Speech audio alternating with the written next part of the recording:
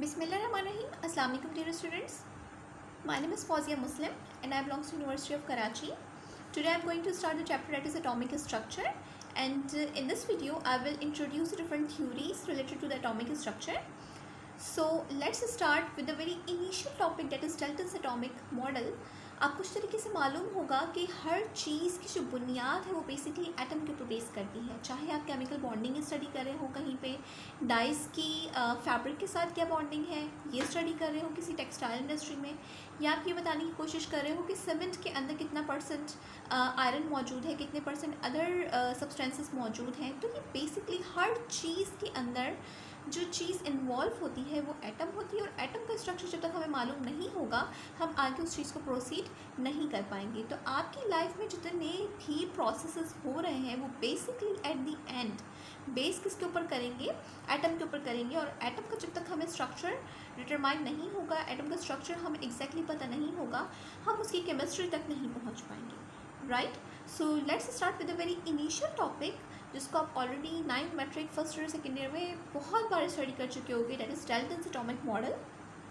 Dalton's was basically the first scientist जिसने atom का को इंट्रोड्यूस करवाया, उसकी डेफिनेशन प्रोवाइड की, but at that time it was the false definition.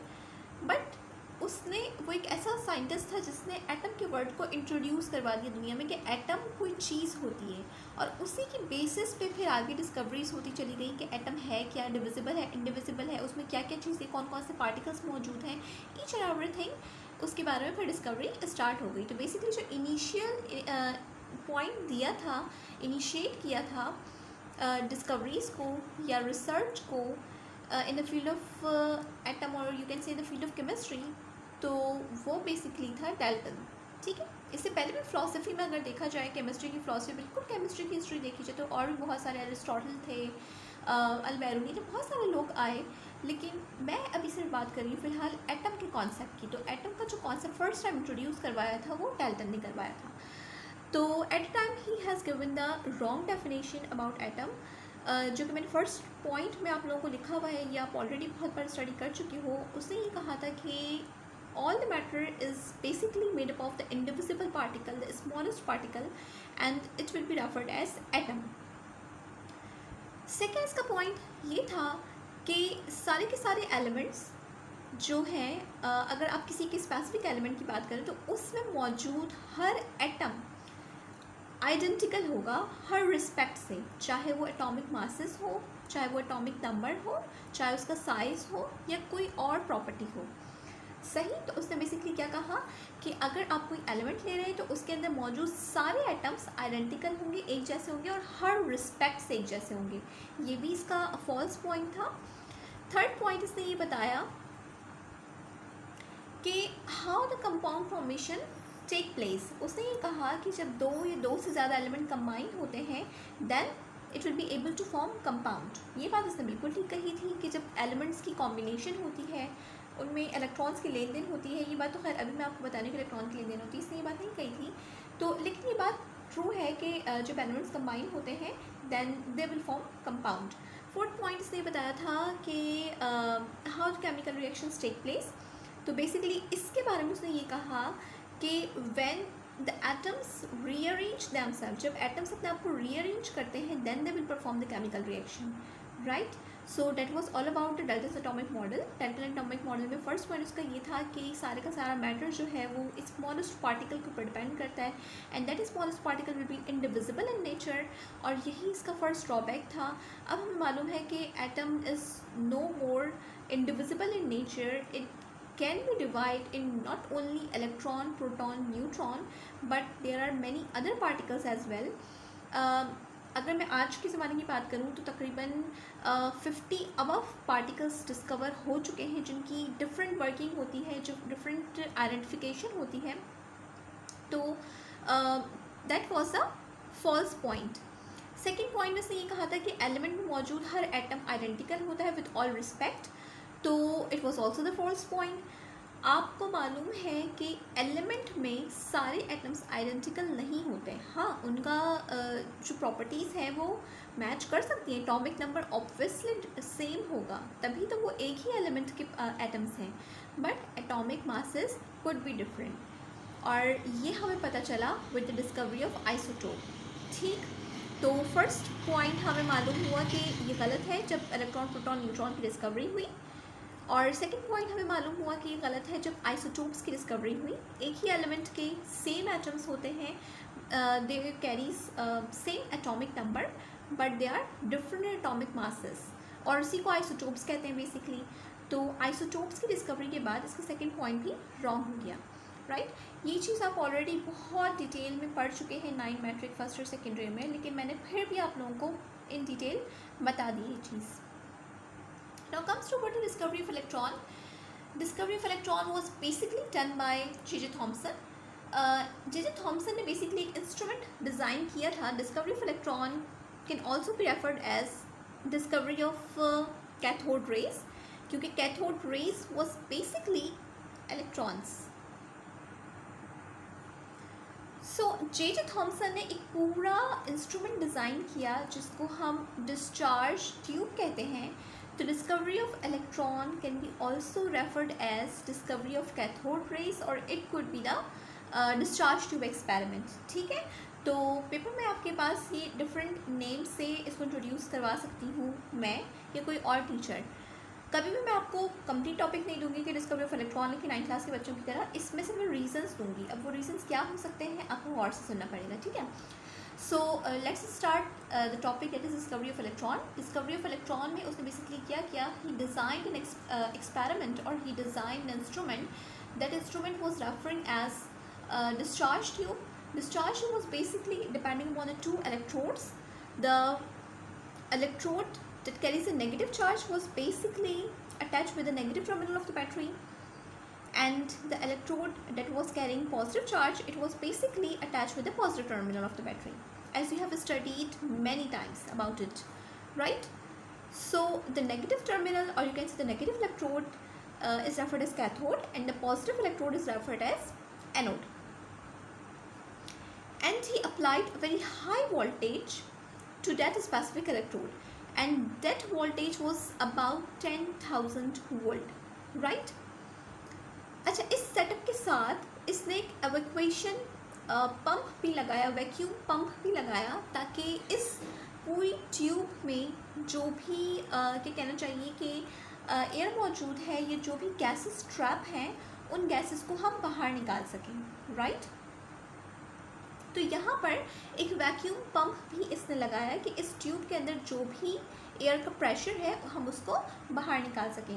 आपको मालूम है कि आप अभी जो प्रेशर टॉलरेट कर रहे हो वो 760 mmHg है, और 760 यू कैन से 760 Tor, right.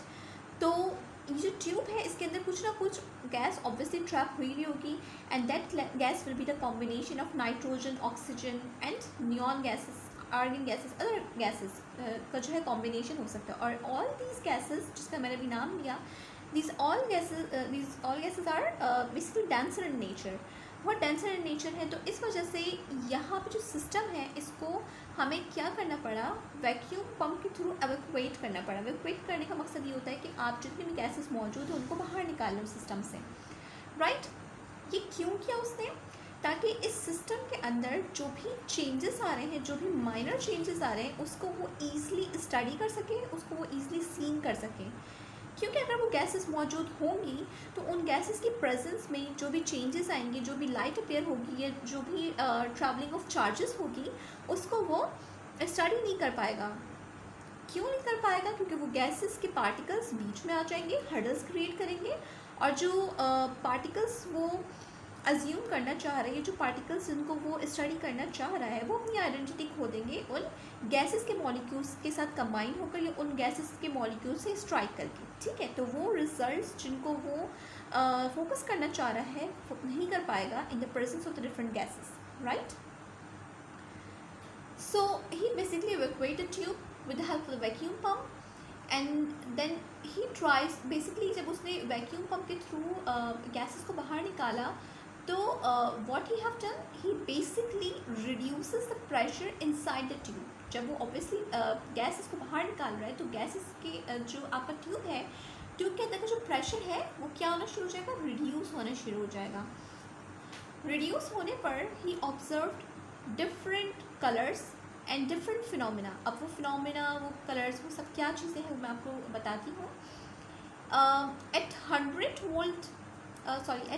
mmHg pressure, he observed that something is glowing at a negative electrode.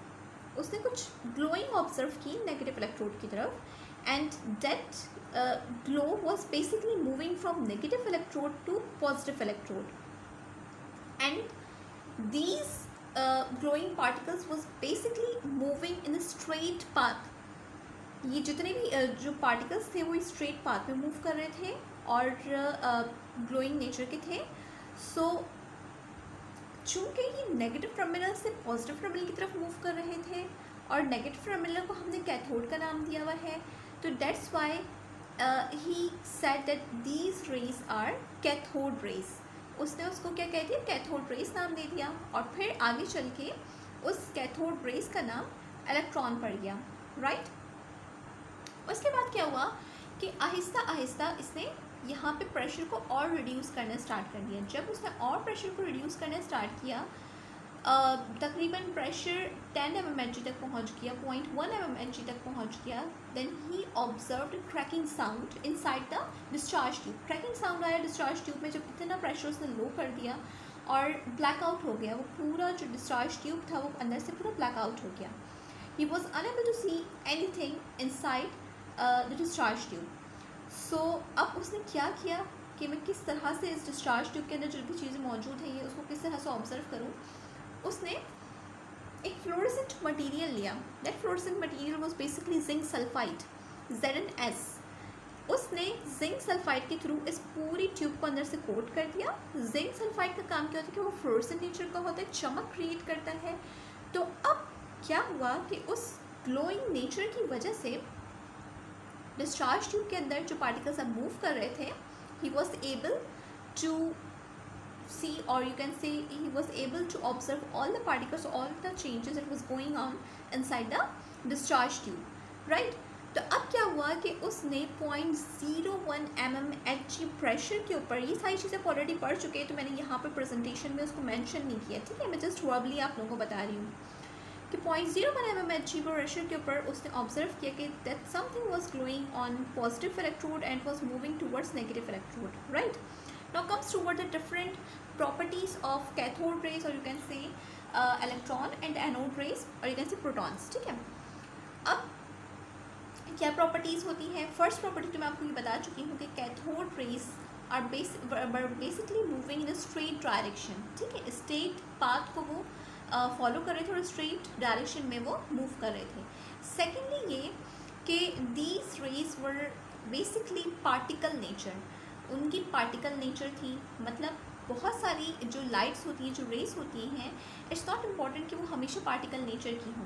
अगर वो पार्टिकल नेचर की है तो इसका मतलब है कि वो पैकेट्स ऑफ एनर्जी के ऊपर डिपेंड कर रही है. पैकेट्स ऑफ एनर्जी को आप क्या कहते हो, फोटॉन्स और क्वांटम कहते हो. आप लोगों ने हाइजीन थ्योरी और डिफरेंट थ्योरीज पढ़ी हुई होंगी लाइट के हवाले से, तो आइंस्टाइन थ्योरी भी पढ़ी हुई होगी. तो वो बेसिकली क्या बताता है कि डुअल नेचर ऑफ लाइट है, वेवी नेचर भी है और पैकेट्स ऑफ एनर्जी के ऊपर भी डिपेंड करती है, जिसको आप क्वांटा या फिर फोटॉन्स कह सकते हो.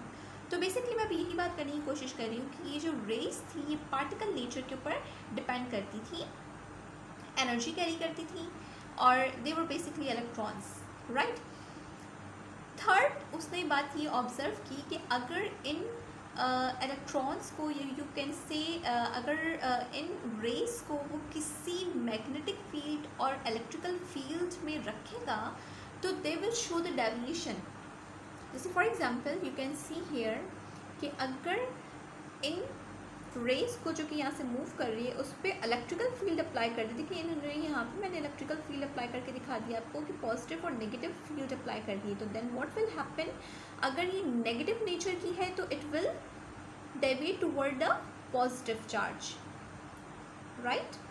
अगर नेगेटिव, ऑब्वियसली नेगेटिव नेचर की है तो ये क्या करेगी, पॉजिटिव टर्मिनल की तरफ अपने आप को मूव करने की कोशिश करेगी. आप देख सकते हैं कि इसका जो पाथ है वो डेविएट हो गया है इलेक्ट्रिकल फील्ड अप्लाई करने से. और नेगेटिव से ये क्या हो रहा है, रिपल हो रहा है. नेगेटिव सेम चार्ज से आप उसमें रिपल करते हैं, डिफरेंट चार्जेस अट्रैक्ट करते हैं. बात आपको ऑलरेडी मालूम है, तो ये बात इतनी डिफिकल्ट नहीं है, आप समझ सकते हैं इस बात को ईजिली कि यहाँ पे क्या हो रहा है. राइट. इसके अलावा इसने जब मैग्नेटिक फील्ड अप्लाई की तब भी चेंजेस आए। वो चेंजेस क्या हैं उनको मैं अभी यहाँ पर डिस्कस नहीं करी क्योंकि ये आपका टॉपिक नहीं है, राइट। वो NMR, प्रोटॉन NMR वगैरह में मास्टर्स लेवल पर हम स्टडी करवाते हैं स्टूडेंट्स, ठीक है। तो इतनी डेप्थ में मैं फ़िलहाल यहाँ पे नहीं जा रही। बस अपने माइंड में ये रखिए कि when he applied magnetic field on the electrical field, then the rays that he was observing inside the discharge tube, it was basically deviating by applying magnetic field or the electrical field, right। इसके अलावा इसने ये बात observe की अपने mind में कि if these rays are of particle nature and if it is moving from cathode to anode, then these rays must carry some velocity। Are you getting my point. उसने ये बात सोची कि अगर ये पार्टिकल नेचर की है और ये मूव कर रही है एक इलेक्ट्रोड से दूसरे इलेक्ट्रोड की तरफ, तो ऑब्वियसली इसकी कुछ ना कुछ वेलोसिटी होगी। वेलोसिटी अगर है तो उसका कुछ ना कुछ मोमेंटम भी लाजमी होगा, राइट। तो उसने ये बात वेरीफाई कर दी कि ये लाइट या ये जो पार्टिकल्स हैं या ये जो इलेक्ट्रॉन्स हैं इनकी कुछ ना कुछ वेलोसिटी है and obviously they will also carry some sort of momentum, ठीक है। फिर उसने ये बात ऑब्जर्व की कि अगर इस लाइट की पाथ में मैं अगर किसी रोटेटिंग ऑब्जेक्ट को रखूँ तो वो रोटेट करना स्टार्ट कर देगा। अब ऐसे कैसे हो कि उसने रोटेट करना स्टार्ट कर दिया। बेसिकली ये जो रेस है ये पार्टिकल नेचर की हैं। पार्टिकल जब कंटिन्यूसली किसी रोटेटिंग ऑब्जेक्ट के ऊपर हिट करेंगे और वो लाइटर नेचर का होगा रोटेटिंग ऑब्जेक्ट, तो वो क्या करना शुरू कर देगा, रोटेट करना शुरू कर देगा और आगे मूव करना शुरू कर देगा, ठीक। तो यहाँ से भी वेरिफिकेशन होती है कि इसकी कुछ ना कुछ वेलोसिटी होगी इन पार्टिकल्स की और कुछ ना कुछ मोमेंटम होगा, राइट। और वो मोमेंटम वो वेलोसिटी हम आगे इक्वेशंस में या फॉर्मूलाज में अपने यूज़ करेंगे न्यूमेरिकल्स में, जो मैं आपको आगे के लेक्चर्स में डिस्क्राइब करूँगी, ठीक। इसके अलावा और इसने डिफरेंट प्रॉपर्टीज़ ऑब्जर्व की जिसमें एक ये बात थी कि अगर इस बीम ऑफ लाइट को, you can say beam of electron, beam of rays को अगर आप किसी मेटल की सरफेस के ऊपर स्ट्राइक करवाएंगे continuously, then they will cause heat on that specific metal, right. अगर आप किसी भी मेटल की सरफेस पे कंटिन्यूसली इस बीम ऑफ इलेक्ट्रॉन को हिट करते रहेंगे तो उसकी जो सरफेस होगी वो क्या होगा, उसका टेम्परेचर रेज हो जाएगा और वो हीटअप हो जाएगी, ठीक है। एक और बात उसने ये ऑब्जर्व की कि अगर आप बहुत ही हाई वेलोसिटी के साथ इस बीम ऑफ इलेक्ट्रॉन को किसी मेटल की सरफेस पे स्ट्राइक करवाते हैं, then what will happen, that metal surface was basically depending upon atom. जिससे बात होती है कि हर चीज़ ही मैटर की है, तो मैटर है हर चीज़, तो ऑब्वियसली हर मैटर ही किसके ऊपर डिपेंड कर रहा है, एटम के ऊपर डिपेंड कर रहा है। अगर एटम है तो उसके अंदर भी क्या न्यूक्लियस होगा, इलेक्ट्रॉन होगा, ये सारी चीज़ें मौजूद होंगी, ऑब्वियसली सी बात है, ठीक है। तो अगर इस बीम ऑफ इलेक्ट्रॉन को किसी मेटल की सरफेस पे स्ट्राइक करवाएंगे तो वो उसको क्या करेगी, हीटअप करेगी। अगर हाई वेलोसिटी के साथ स्ट्राइक करवाएंगे तो क्या होगा, उस मेटल की जो अपने एटम्स हैं उस मेटल के एटम के इलेक्ट्रॉन को वो इजेक्ट आउट करवा देंगे, ठीक। मेरी बात को समझने की कोशिश करें कि अगर मैं किसी इलेक्ट्रॉन को हिट करवाती हूँ किसी एटम के ऊपर तो वो क्या करेगा, धक्का मार के उसके इलेक्ट्रॉन को बाहर निकलवा देगा, ठीक। समझने की कोशिश कीजिए मेरी बात को। आई एम रिपीटिंग अगेन कि अगर मैं बीम ऑफ इलेक्ट्रॉन को स्पीड से किसी मेटल की सरफेस के ऊपर हिट करवाती हूँ तो वो मेटल की सरफेस बेसिकली एटम्स के ऊपर डिपेंड करेगी और उस एटम के अंदर इलेक्ट्रॉन होंगे। तो ये बीम ऑफ इलेक्ट्रॉन जो कि बहुत स्पीड से आ रहे हैं वो क्या करेंगे, उस इलेक्ट्रॉन को धक्का मार कर बाहर निकाल देंगे, ठीक है। अब आउटर मोस्ट शेल में जो अब मैं बात किसकी कर रही हूँ, उस मेटल की सरफेस की बात कर रही हूँ और मेटल के एटम की बात कर रही हूँ। अब उस एटम में से जिसमें से इलेक्ट्रॉन को उसने धक्का मार के बाहर निकालती है, वहाँ पे क्या होगा, एक होल क्रिएट हो जाएगा, पॉजिटिव चार्ज आ जाएगा, वो एक स्पेस क्रिएट कह सकते हैं कि वहाँ पे हो जाएगी, ठीक है। अब क्या होगा कि आउटर मोस्ट शेल से इलेक्ट्रॉन उस स्पेस को फिल करने के लिए लोअर ऑर्बिट में जंप करेगा। और ये बात आप लोगों को मालूम है जो तरीके से कि when electrons jump from higher energy orbit to the lower energy orbit, it will release energy, और वो रिलीज एनर्जी किस फॉर्म में करेगा, it will be in the form of X-rays, ठीक है। So that was all about the properties of different properties of cathode rays। Anode rays की भी तकरीबन यही सेम प्रॉपर्टीज़ हैं कि ये पॉजिटिव चार्ज कैरी करती हैं, इलेक्ट्रॉन मूव करती हैं from anode to cathode, electrical और मैग्नेटिक फील्ड अप्लाई करने पर डेविएट करती हैं, मोमेंटम कैरी करती हैं और यही सारी इनकी भी प्रॉपर्टीज़ हैं। बट इसकी ये प्रॉपर्टी नहीं है कि अगर आप किसी मेटल की सरफेस पर कंटिन्यूसली हिट करेंगे तो ये हीट अप तो कर देंगी, बट ये इलेक्ट्रॉन्स को रिमूव नहीं करवाती। ठीक है, अच्छा, now comes toward the discovery of neutron. Discovery of neutron की अगर हम बात करें तो इसकी डिस्कवरी भी एक पूरी हिस्ट्री है, जिसमें से मैंने एक स्पेसिफिक इक्वेशन एक्सट्रैक्ट आउट करवा के, जो कि ऑलरेडी आप पढ़ चुके हो, मैंने आप लोगों के सामने दिखाई है कि जब अल्फ़ा पार्टिकल को बेरिलियम की शीट के ऊपर स्ट्राइक करवाते हैं तो बेरिलियम के अंदर कुछ चेंजेस आते हैं। वो चेंजेस क्या आते हैं कि ये अल्फ़ा पार्टिकल बेरिलियम के अंदर फ्यूज्ड हो जाता है, इसके स्ट्रक्चर के अंदर मर्ज अप हो जाता है। ठीक है, मर्ज अप होने के बाद ये क्या होता है कि ये कन्वर्ट हो जाता है कार्बन के आइसोटोप में। ठीक, कार्बन का आइसोटोप क्यों कह रही हूँ इसको मैं, क्योंकि here we have 13 atomic mass. ठीक है, कार्बन का एटॉमिक मास नॉर्मल आइसोटोप का जो होता है वो 12 होता है, तो ये एक आइसोटोप में कन्वर्ट हो गया। अगर ये आइसोटोप है 13 में कन्वर्ट हो गई, so this will be very unstable in nature. ठीक है, जब ये अनस्टेबल नेचर का होगा तो आपको स्टेबल करने के लिए क्या करेगा, it will release a neutron inside the structure of atom. ठीक है, एटम के स्ट्रक्चर में से एक न्यूट्रॉन को रिलीज करवाएगा और एक स्टेबल कंडीशन पर आ जाएगा, जो कि कार्बन 6 की है। हर अनस्टेबल चीज़ अपने आप को स्टेबल करवाने के लिए या तो अपने अंदर से कोई पार्टिकल को रिमूव करवाती है या तो फिर अपने अंदर से किसी एनर्जी को रिलीज़ करवाती है। ठीक है, तो याद रखिएगा ये बात। इस तरह की छोटी छोटी सी चीज़ें मैं रीजंस में पूछ सकती हूँ आपसे कि how could be an atom stable itself, तो आपको आंसर बताना पड़ेगा कि या तो वो अपने अंदर से पार्टिकल को रिमूव करवाएगा या तो फिर वो अपने अंदर से एनर्जी को रिमूव करवाएगा। ठीक है, मैं आपसे डिस्कवरी ऑफ न्यूट्रॉन नहीं पूछूंगी, मैं आपसे या कोई भी टीचर आपसे यूनिवर्सिटी लेवल पर डिस्चार्ज ट्यूब की जो है डायग्राम बनाने को नहीं कहेगा आपसे। ये छोटी छोटी सी बातें, जो छोटे छोटे से जो रीजंस हैं वो आपसे पूछे जाएंगे। मैं साथ साथ आपको पेपर के बारे में भी, पेपर के हवाले से भी गाइड कर दी जा रही हूँ कि मेरा पेपर MCQs बेस्ड होगा। मैं लेंथी क्वेश्चंस नहीं दूंगी, कोई 5 नंबर का 4 नंबर का कि आप उसको एक्सप्लेन करते जा रहे हैं, पेजेस भरते जा रहे हैं, ऐसा कोई क्वेश्चन आपके पास नहीं आएगा। तो अपना माइंड बना के आइएगा कि बहुत ही जो है ऐसा पेपर होगा कि आप लॉजिकल पेपर होगा, रटा रटाया पेपर नहीं होगा। ठीक है, जैसे मैंने आपको नेक्स्ट स्लाइड प्रीवियस स्लाइड में बताया था about the removal of electron from the metal surface, तो मैं आपसे ये पूछ सकती हूँ कि how could be electron remove another electron from the metal surface. तो आपको ये पूरा डिस्क्राइब करना पड़ेगा, इसके रीजंस बताने पड़ेंगे कि किस तरह से हीटअप करता है, इलेक्ट्रॉन को रिमूव करवाता है। मैं आपसे पूछ सकती हूँ कि how could be the X-rays produce from the metal surface by striking off electrons. तो आप बताएंगे कि किस तरह से इलेक्ट्रॉन रिमूव होता है हाई एनर्जी लेवल से लोअर एनर्जी लेवल पे जंपिंग जब होती है, तब अपने आप को स्टेबल करने के लिए वो इलेक्ट्रॉन अपने अंदर से एनर्जी को रिलीज़ करता है। ठीक है, ये सारी चीज़ें आप ऑलरेडी स्टडी कर चुके हो बहुत डिटेल्स में अपनी प्रीवियस क्लासेस में। ठीक है, तो मैं थोड़ा बहुत आपको इसके हवाले से गाइड भी करती जा रही हूँ। यहाँ पे मैंने जो डिफरेंट प्रॉपर्टीज़ होती हैं इलेक्ट्रॉन, प्रोटॉन, न्यूट्रॉन की, उसको समराइज़ कर दिया है, जो कि आपको अच्छी तरीके से मालूम है कि क्या होती हैं। इलेक्ट्रॉन के ऊपर नेगेटिव चार्ज होता है, प्रोटॉन के is positive charge, neutron is neutral in nature.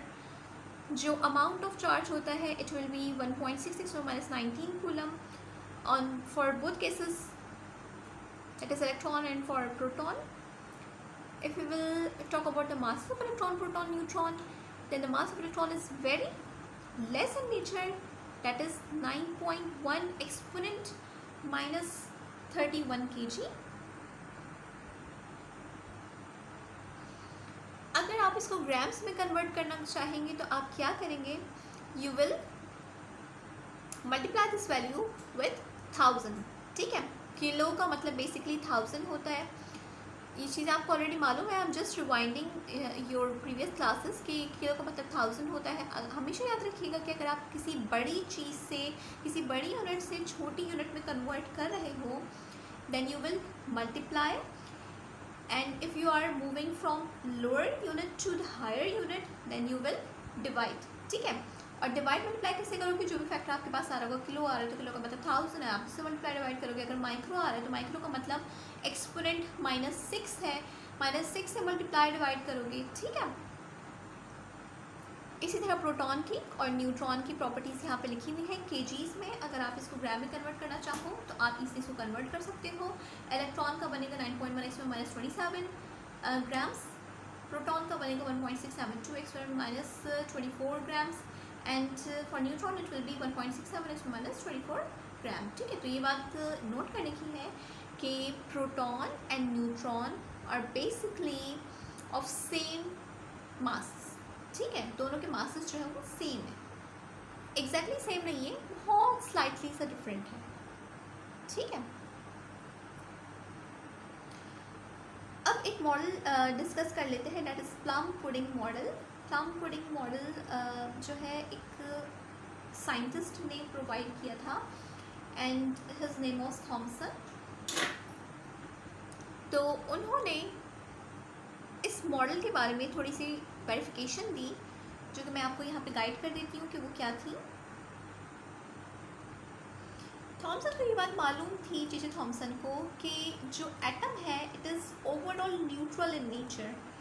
तो उनके माइंड में ये बात आई कि अगर इलेक्ट्रॉन की डिस्कवरी वो कर चुके हैं then there must be something because of which atom gets neutral charge, ठीक है। अगर न्यूट्रल है एटम, इलेक्ट्रॉन की डिस्कवरी वो कर चुके हैं बट फिर भी न्यूट्रल है, तो इसका मतलब कोई ना कोई ऐसी चीज़ है जो कि इलेक्ट्रॉन को न्यूट्रलाइज कर रही है, मतलब उसके हिसाब से उसको बैलेंस कर रही है, और overall atom neutral in nature है, ठीक है। तो बेसिकली प्रोटॉन की डिस्कवरी में एक ये जो थॉट थी it was also very useful. और फिर उन्होंने थोड़ा सा स्ट्रक्चर हमें बताया कि एटम में कुछ इस टाइप का है सीन कि इलेक्ट्रॉन्स एक फ्लॉट कर रहे हैं, जैसे कि सूप में कोई चीज़ फ्लॉट कर रही होती है ऊपर, ठीक है। तो पॉजिटिव चार्जेस जो कि न्यूट्रॉन जो कि न्यूक्लियस के अंदर मौजूद हैं उसके ऊपर इलेक्ट्रॉन्स फ्लॉट कर रहे हैं, जैसे कि आज हम जानते हैं कि electrons are moving around the nucleus, ठीक है। तो उसको उन्होंने थोड़े रफ वर्ड्स में प्लम पुडिंग मॉडल के तौर पे पेश किया कि जैसे किसी सूप के ऊपर जो है कोई चीज़ मूव कर रही होती है, रोटेट कर रही होती है, तो सेम बिल्कुल ऐसे ही एटम है कि एटम के अंदर न्यूक्लियस को आपने जो है पुडिंग के तौर पे कंसिडर कर लिया है, एक सूप के तौर पे कंसिडर कर लिया, और उसके ऊपर इलेक्ट्रॉन्स जो है वो मूव कर रहे हैं, रिवॉल्व कर रहे हैं, ठीक है। So it is basically like this कि here we have positive charges and negative charges are making cloud around this, ठीक है। So that was all about the first lecture of atomic structure. Atomic structure के first lecture के बारे में मैंने आपको description दे दी है, और ये ऐसी चीज़ें हैं कि चूँकि आप ऑलरेडी बहुत सारी मरतबा पढ़ चुके हो तो आप लोग को इसमें कोई भी इशू नहीं होगा, कोई प्रॉब्लम नहीं होगी, ठीक है। So that was all about lecture. Secondly ये चीज़ कि अगर आप केमिस्ट्री स्टडी कर रहे हो तो केमिस्ट्री को स्टडी करने के लिए अपना माइंड ओपन करो, आई मीन टू से कि अपना विजन ब्रॉड करो। अगर आप किसी भी चीज़ को स्टडी करते हो तो you must have an idea कि why we are just studying this, कुछ ना कुछ तो एप्लीकेशन होगी इसकी। और ट्रस्ट मी, केमिस्ट्री की कुछ ना कुछ एप्लीकेशन नहीं है, सब कुछ एप्लीकेशन केमिस्ट्री में ही है, ठीक है। मैंने एक क्लास ली थी स्टूडेंट्स की, तो मैंने बहुत इस हवाले से गाइड भी किया था, उनको बताया भी था कि केमिस्ट्री की हर फील्ड में एप्लीकेशन है। तो अगर जिन को मैं नहीं बता सकी हूँ वो ये बात सुने और समझें कि किसी भी आप चीज़ को देख लें, किसी भी आप फील्ड में चले जाएं तो वो ऐसा नहीं है कि वहाँ पे केमिस्ट फिट नहीं हो सकती। अगर आपने सर्दियाँ आ रही है, लेदर की जैकेट पहनी हुई है, लेदर कहाँ से आया, लेदर पूरी इंडस्ट्री है, लेदर प्रोसेस के थ्रू आप तक पहुँचा है और वो एक फॉर्म में आया है, और वहाँ पे जो काम कर रहा होता है वो एक केमिस्ट है। अगर आपने बहुत अच्छे फैब्रिक पहने हुए हैं, कपड़े पहने हुए हैं, तो वो जो पूरी इंडस्ट्री है, वो डाइस जो वहाँ से आई, वो डाइस इंडस्ट्री में केमिस्ट काम कर रहा है, टेक्सटाइल इंडस्ट्री में केमिस्ट काम कर रहा है, जो फैब्रिक इंडस्ट्री है वहाँ पे केमिस्ट काम कर रहा है। अगर आप पेन से मेरा लेक्चर नोट कर रहे हैं, इंक इंडस्ट्री में जो है केमिस्ट काम कर रहा है। अगर आपका पेन प्लास्टिक का बना हुआ है तो प्लास्टिक इंडस्ट्री में केमिस्ट काम कर रहे हैं। आप बेंच पे बैठ के मेरा लेक्चर नोट कर रहे हैं, आपकी जो बेंच है वुड की बनी हुई है, वुड इंडस्ट्री में केमिस्ट काम कर रहा है। तो कोई चीज़ ऐसी नहीं है, आप जिस घर के अंदर बैठे हुए हैं, घर सीमेंट से बना हुआ है, उस पर कलर्स हुए हैं, डाइज हैं, मतलब हर चीज़, आप कोई चीज़ ऐसी नहीं कह सकते हो कि जहाँ पे केमिस्ट्री इन्वॉल्व नहीं है। तो आपकी लाइफ केमिस्ट्री के बगैर बिल्कुल अधूरी है। तो इस बात का ध्यान रखो कि केमिस्ट्री को अच्छी तरीके से स्टडी करो। आपने बहुत अच्छी सब्सिडरी सेलेक्ट की है। आप लोगों को इन्फॉर्मेशन देने का यही मकसद है फर्स्ट लेक्चर में कि बहुत सारे स्टूडेंट्स कहते हैं केमिस्ट्री समझ में नहीं आती, मुश्किल है, ये है, वो है, बट केमिस्ट्री आपकी लाइफ का हिस्सा है। अगर आप जिंदा हो तो आप केमिस्ट्री का पार्ट हो, chemistry the part of your life, ठीक है। तो इसको समझने की कोशिश करो और इसको अप्लाई करने की कोशिश करो। अभी आप स्टूडेंट हो, फर्स्ट ईयर के हो, आगे चलते हो, आगे जाके आप लोग इंशाल्लाह डिफरेंट इंडस्ट्रीज़ में जाओगे। बायोकेमिस्ट्री से लिंक है आपका, ज़ूलॉजी से लिंक है, कहीं से भी लिंक है, लेकिन अगर आपके पास सब्सिडरी एज ए केमिस्ट्री है, अगर आप अपनी सीवी में केमिस्ट्री को लिखते हो, अगर आप उसकी एप्लीकेशंस अपने माइंड में रखते हो जो आपने पढ़ी हुई हैं, तो आप बहुत आगे जाओगे। ट्रस्ट में आप बहुत आगे जाओगे। जो नोबेल प्राइजेज़ हैं या जो डिस्कवरीज़ हो रही है वो सिर्फ अब केमिस्ट्री की बेसिस पे नहीं हो रही है, वो हो रही है मर्ज्ड बेसिस पर, मर्ज्ड सब्जेक्ट्स की बेसिस पर। सिर्फ बायोलॉजी कुछ नहीं है, सिर्फ फिज़िक्स कुछ नहीं है, सिर्फ बायोकेमिस्ट्री कुछ नहीं है, सिर्फ माइक्रोबायोलॉजी कुछ नहीं है, जब तक कि आप डिफरेंट फील्ड्स को मर्ज अप नहीं करते, ठीक है। तो कोई भी इंडिविजुअल फील्ड कुछ भी नहीं है, इसीलिए आपके अपने मेन सब्जेक्ट के साथ हमेशा कोई ना कोई सब्सिडरी रखी जाती है कि अगर आप रिसर्च फील्ड में आते हो, आप एमफिल पीएचडी करते हो, आप आगे जाते हो, तो किस तरह से आप अपनी चीज़ों को कंबाइनली लेके चलोगे और किस तरह से आप उससे डिफरेंट डिस्कवरीज करोगे, ठीक है। तो अगर मेरी फिजिकल क्लास हुई ऑनलाइन पे मैं इतना अच्छे तरीके से शायद मैं आपको एक्सप्लेन नहीं कर पा रही, बट जब इंशाल्लाह हमारी फिजिकल क्लास होगी तो I will explain you about all this scenario, ठीक है। So that was all about the lecture. Thank you so much.